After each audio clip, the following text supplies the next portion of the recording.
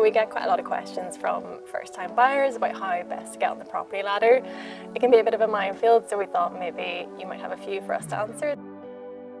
Molly, what research would you recommend I should do before I start going to house viewings? I would imagine there's quite a lot of things that I should think of before I get to that point, before I can book a viewing and actually see a house. So it's a good idea to, if you can, spend a bit of time researching the area that'll work best for you and your lifestyle, and obviously if you're living with somebody, what works best for the both of you. Also, it can be good to work out what your non-negotiables are for a house, so maybe the size of house and the type of property, whether living in an apartment's better for you or in a terrace house or semi.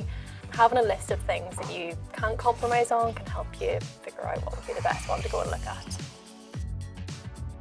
So when it comes to looking at the different prices of houses and affordability, how can I determine how much I can afford myself and how much of a deposit I would need for a certain house? Have a chat with a financial advisor, so we can refer you to our advisor and he can walk you through your earnings and savings and work out what your affordability will be, and then he can move to get a decision in principle from a lender as well, and that'll set you up for viewings. Okay, so that would be a conversation to have with a financial advisor rather than my estate agent? Yeah, absolutely, yeah, so we can refer you on to ours.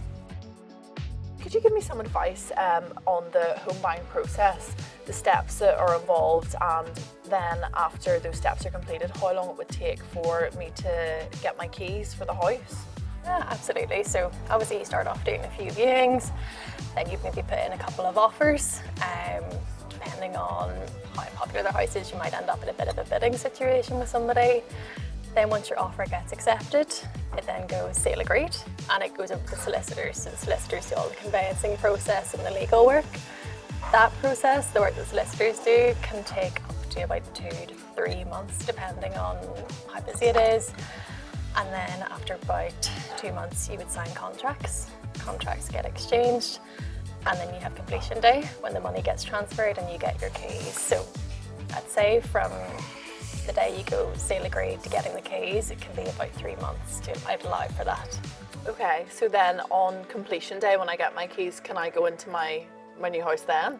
Yeah, straight absolutely. away? So normally what happens is we'd give you a wee call once we get the go ahead from the solicitors to say the money's come in, and we'll give you a wee call to say keys are ready to be picked up, and you come into our office to pick them up and then it's yours. So when I get to the stage of house viewings, is there anything you would recommend I should look out for? For example, any red flags, any features in the houses that I should remember to keep note of that just might make a difference? I would just say at viewings, try and pay attention to the condition of the house, and if there's anything that jumps out to you or stands out, make a wee note of it. And then when it comes to the point if you decide to get a survey done, you can get the surveyor to look into those and figure out if they're actually issues that need attention or whether they've been resolved in the past and just need patched up or cosmetic work.